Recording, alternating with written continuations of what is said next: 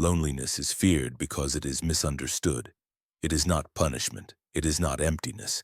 It is not a void to be filled by another person's noise. Loneliness is clarity, the stripping away of illusion, the confrontation with what remains when distraction dies. People run from loneliness because it reveals. It reveals who they are when no one is watching. It reveals the shallow foundations of relationships built on mutual avoidance. It reveals the hollowness of laughter performed for belonging, the weight of words spoken only to escape silence. The fool calls loneliness failure. He calls it rejection. He calls it sadness. But what he really means is that he can no longer hide from himself, and so he returns to the crowd, to the company of the half-invested, to the noise of superficial ritual, anything to avoid the truth that solitude unveils. But the philosopher does not flee. He stays, not because he enjoys pain, but because he honors reality. And reality is found in the quiet, not in the applause, not in the echo of affirmation, but in the absence of it. In solitude, he sees the mechanics of the will with brutal precision. How much of what he called love was need? How much of what he called connection was transaction? How much of what he gave was given to be mirrored back? Loneliness asks hard questions, and it answers them with silence, the kind of silence that offends the ego and purifies the soul. To be alone is to become ungoverned, no longer governed by the need to be seen, no longer governed by the myth that fulfillment lies in fusion, no longer governed by the hunger to be understood by those who do not understand themselves. This is not sadness. It is liberation. The man who can sit in his loneliness without flinching is no longer a slave to it. He is no longer seduced by the illusion that another will complete him. He no longer mistakes presence for peace. He no longer believes that the absence of others is the absence of meaning. He has entered a different realm, one where clarity replaces comfort, one where silence is not absence, but presence, undisturbed. And in that stillness he is no longer lonely. He is simply alone, and alone at last he is free. The crowd will call him broken. They will wonder why he no longer attends the ceremonies of belonging, why he no longer seeks company for the sake of noise. They will pity his silence, mistake his stillness for sadness. But what they do not see is that his solitude is not exile. It is a sanctuary that no longer depends on performance. He no longer smiles to be accepted. He no longer speaks to be heard.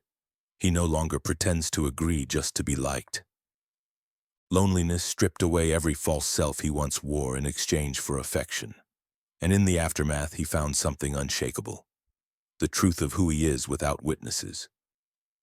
He does not crave constant dialogue because he is no longer afraid of his own voice. He does not rush into companionship because he knows that most companionship is a contract of convenience. The philosopher chooses silence not because words fail, but because most words are evasions. He does not attend the feast of superficial connections. He has lost his appetite for small talk, for the exchange of masks, for the empty echo of rehearsed empathy. Instead, he eats with solitude. He drinks with reflection. And though the table is quiet, it is never empty. Loneliness taught him that peace is not the absence of people. It is the absence of falsehood. And this peace, once tasted, makes the noise of shallow company unbearable. So he no longer apologizes for walking alone. He no longer explains his distance. He no longer shrinks his truth to fit the shape of another's approval. He walks slowly. He thinks deeply. He waits for no one. This does not mean he is invulnerable. He still aches, but his ache is not for someone else. It is for clarity, for silence, for the simplicity that disappears when too many voices are in the room. He does not romanticize solitude. He respects it. Because loneliness, when faced directly, becomes something other than sadness. It becomes self-possession. And the man who is self-possessed is no longer easy to use. He cannot be flattered into submission. He cannot be manipulated with promises of belonging. He has seen what crowds do to truth. He has watched how love can become performance, how friendship can become transaction. And so he stays close to the one thing he can trust, his own quiet mind. He does not isolate out of disdain.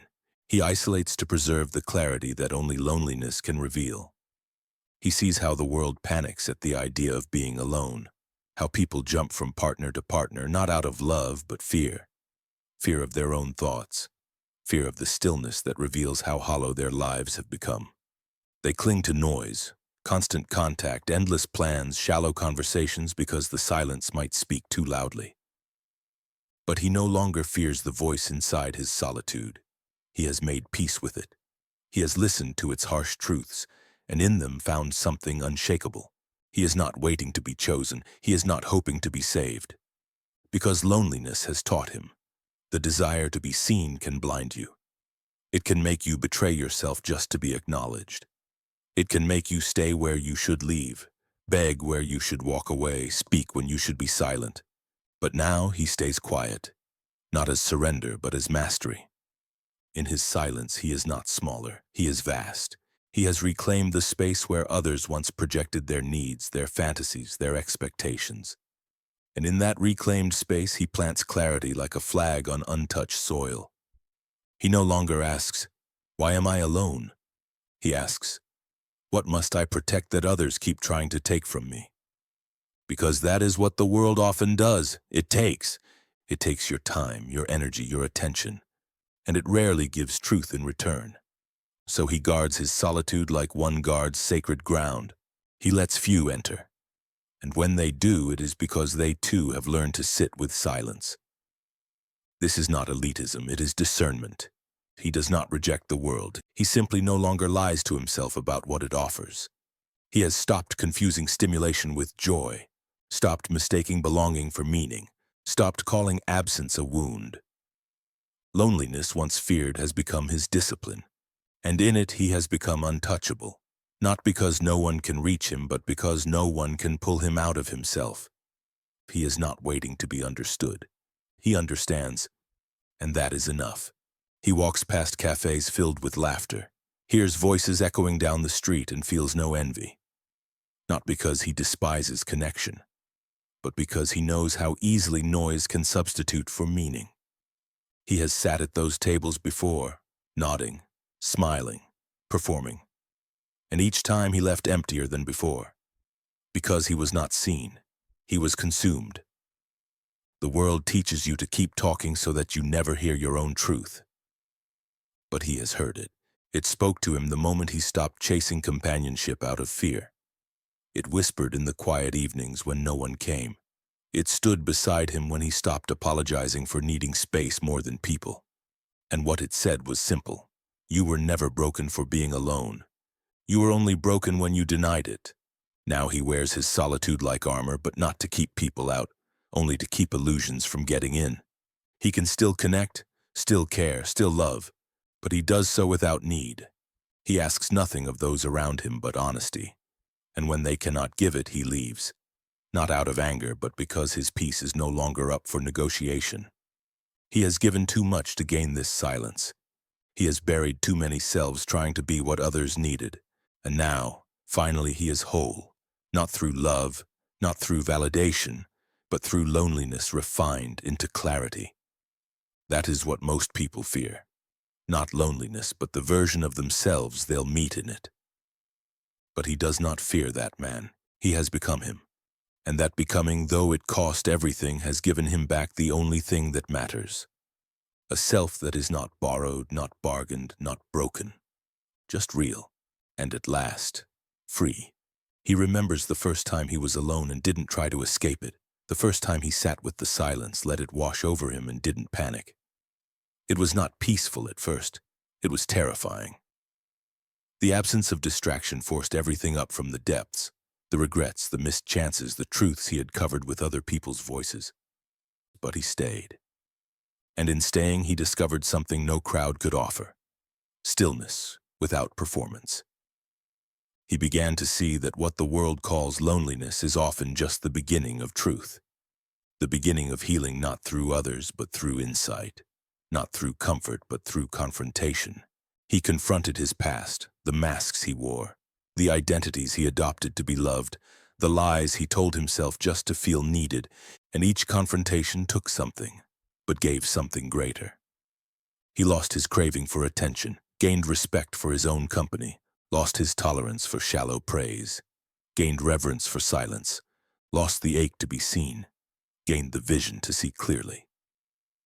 This is the trade the philosopher makes. He gives up the high of external validation for the weight of internal truth. And truth, though heavy, never betrays. He no longer waits for someone to fill the room with meaning. The room is already full with thought, with reflection, with the quiet breath of a man who no longer fears his own presence. And what once felt like isolation now feels like return. Return to what was buried beneath all the noise. Return to the self before it learned to shapeshift for love. Return to the clarity that no longer bends to be held. This is not resignation, it is revelation. Loneliness is not absence, it is arrival. He no longer counts the days since someone last called. He no longer measures his value by how many people orbit his silence. He has shed the belief that being alone is a condition to be cured. It is not. It is a frontier. And on that frontier he has built a home. Others visit sometimes. Some stay for a while, but no one owns the key. He has learned that to hand it over is to invite erosion, not always through malice, but through misunderstanding. Most people do not understand the man who prefers solitude. They think he is afraid. They think he is hiding. But fear hides. He reveals. He has let the silence strip him bare, and he did not flinch. They say, "You must be lonely," and he answers, "Yes, but not lost." Because loneliness, when chosen, is not a wound, it is a witness. It watches you come undone and remain. He has come undone, and he has remained, not as a shadow, not as a fragment, but as something whole and indivisible. The kind of man who no longer clings to fading things. The kind of man who walks into a quiet room and feels it greet him like an old friend. He is not healed because he avoided the ache. He is healed because he met it fully and did not ask it to leave. Now, when he feels the pang, he does not flee. He nods. He listens. He lets it pass through him like weather, because he knows that nothing true stays forever, and nothing false can hide in silence. This is what loneliness has given him. A mind no longer begging to be filled. A heart no longer rushing to be held. A soul no longer fractured by waiting. He is not sad. He is clear, and clarity, though lonely, is the first form of freedom. He watches others fill their time so they don't have to feel it. Calendars packed, screens always glowing, every moment accounted for. Because if the noise stops, the questions start. And most are not ready for the answers, but he is. He has faced the silence and found it honest, found it unwilling to flatter, unwilling to lie. In silence, he saw that much of what he pursued was distraction dressed as purpose. Connection that feared depth, affection that feared solitude.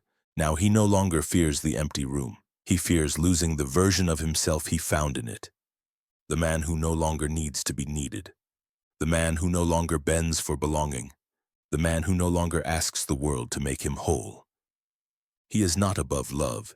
He is simply beyond the illusion that love must be constant to be real. That companionship must fill every hour, that a day without others is a day without worth. He walks alone not because no one walks with him, but because he knows the terrain better now. He knows where the cliffs are, where the trails loop back into pain, where false paths once seduced him into forgetting himself. And he does not forget anymore. He remembers who he is even when no one is looking, especially when no one is looking. This is the fruit of loneliness, clarity without applause, purpose without an audience, peace that does not depend on anyone staying. The world will not understand it, but he no longer needs them to. He understands himself, and that is enough. Now when the world pulls, he does not follow. When the voices beckon him back to the noise, the dance, the endless pursuit of distraction, he stays still.